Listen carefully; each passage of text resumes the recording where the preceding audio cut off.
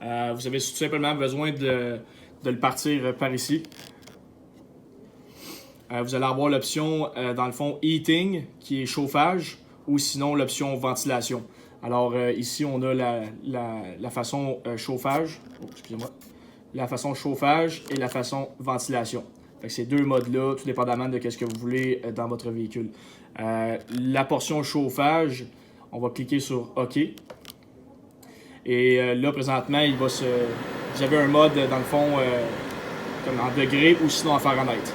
Vous pouvez le monter jusqu'à 35 degrés. Et aussi, qu'est-ce que vous pouvez faire, c'est le mettre, dans le fond, en mode ventilation. Si vous voulez choisir que votre fan n'est pas, elle moins forte, vous cliquez sur OK pendant 3 secondes. Et là, vous avez l'option de la fan avec le mode heating. Vous pouvez descendre, dans le fond, 7 vitesses. Je le conseille fortement pour les personnes qui ont des campeurs qui veulent avoir comme moins de bruit dans le véhicule. Vous allez cliquer sur, dans le fond, OK encore pendant 3 secondes. Et vous allez retomber, dans le fond, sur le mode chauffage. Vous allez, dans le fond, le thermostat, lui, au niveau du... il n'est pas dans le contrôleur, il est au niveau de l'entrée d'air. L'entrée d'air ici. Fait que l'air, elle va passer dans le système, qui va diriger dans un intake, puis qui va sortir ici. Fait que le thermostat du contrôle est ici. Après ça, on peut le mettre sur le mode ventilation. On va cliquer sur au fond, le mode ici. On va le mettre sur le... Là, présentement, le système est en fonction, alors on voit quand même qu'il décolle assez vite.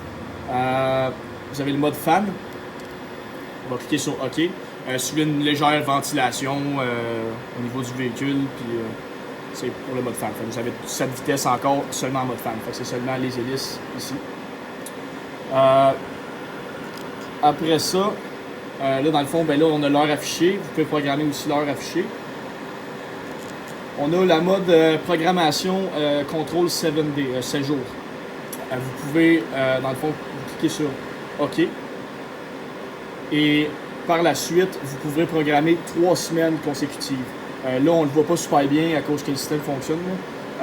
Mais vous avez 1, 2, 3 semaines.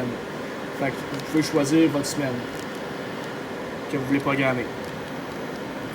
Fait que dans le fond, vous cliquez sur OK. On peut la mettre on, off, la programmation. Ou sinon, vous pouvez choisir dans le fond le temps que vous voulez durant la programmation. Je donne un exemple. Le L9000, on va avoir un temps X pour la durée de temps que le starting va se faire. Fait que, mettons, le lundi matin, vous le programmez à 5 heures. Si vous le mettez L9000, il va partir pendant 8 heures. Si vous le baissez, dans le fond, par ici, vous pouvez le baisser. Ça, c'est le temps de starting selon votre programmation. Fait que, habituellement, si vous ne voulez pas comme le toucher durant la journée, on peut faire ça. Là, vous setez l'heure. Je veux qu'il parte à 5h30 du matin. C'est parfait, il va partir à 5h30 du matin. Vous cliquez sur On, on met On. Right. Par la suite, vous avez l'option ici, la partie O'Clock.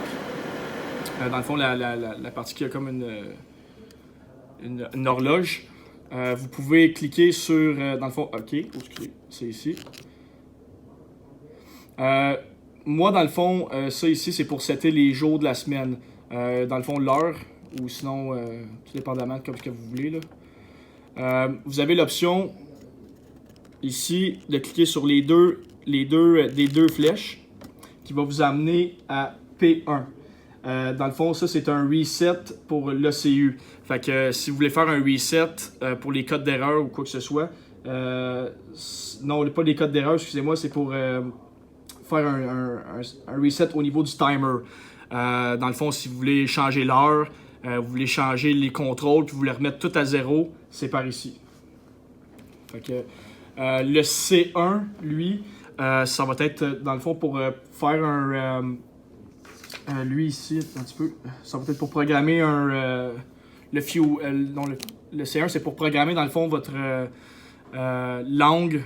Sinon, on peut programmer aussi l'heure. C'est tout par là qu'on va faire ça. Ça va être dans la prochaine vidéo, là.